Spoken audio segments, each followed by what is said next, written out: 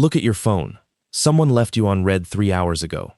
Notice what your chest is doing right now. It's tight. Your stomach has dropped. Something in you wants to fix it. Immediately. Urgently. As if something is actually wrong. Here's what nobody told you. Something is actually wrong. Just not in the way you think. What you're feeling is not a metaphor. It is not you being too sensitive. By the end of this, you're going to understand why. And the answer is going to reach back 300,000 years to explain the exact sensation you're feeling right now.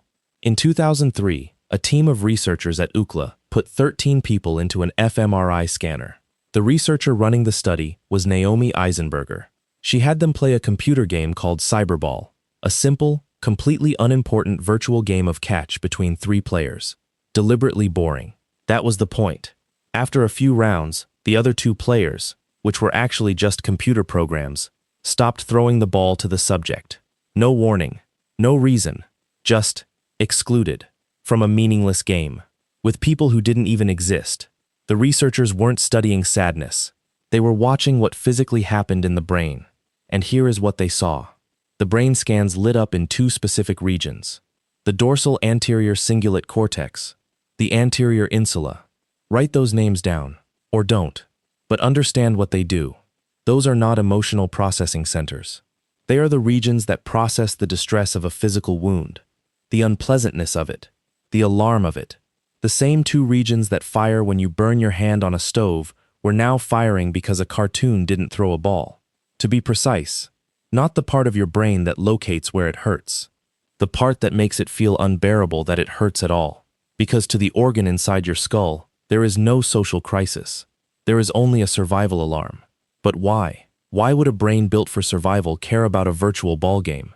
To answer that, we need to go back much further than 2003. In 1998, an effective neuroscientist named Jaak Panksepp was studying something that seemed, at first, unrelated. He found that opiate-based drugs, the same molecules that kill physical pain, also stopped a mammalian infant's distress calls when it was separated from its mother. The crying stopped. The panic stopped. Not because the infant found its mother, because the same neurochemical system that handles a broken bone also handles the agony of separation. The implication cut deep. Evolution didn't invent a new system for heartbreak.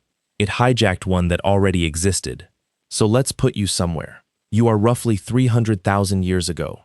Homo sapiens are just becoming Homo sapiens. You live in a band of a few dozen people.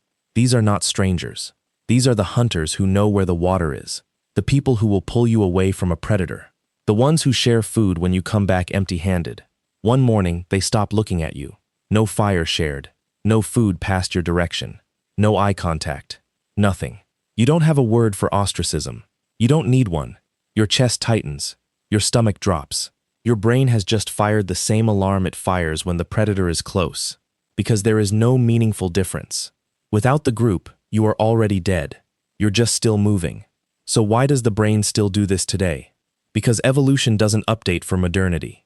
Consider the ones who didn't feel it. The early humans who were excluded and felt nothing, who didn't panic, didn't try to fix it, didn't care. They died, picked off, starved, frozen out. Every human alive today descends from the ones who did care, the ones whose bodies treated isolation like a wound, the ones who felt it in their chest and moved immediately to fix it. Your sensitivity wasn't a flaw. It was the selection pressure. You don't feel anxious about rejection because you are weak. You feel it because every human who didn't survive long enough to become your ancestor.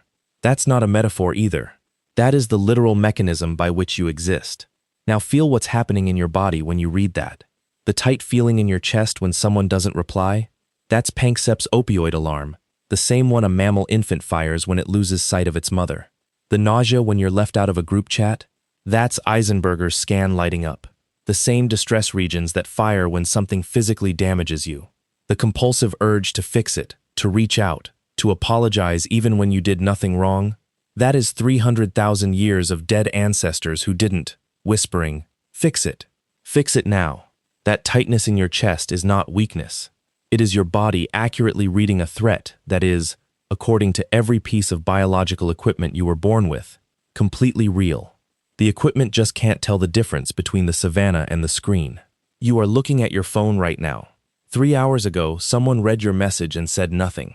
Your chest is tight, your stomach dropped. That is not you being too sensitive. That is your body doing exactly what it learned to do, what it had to learn to do, across hundreds of thousands of years.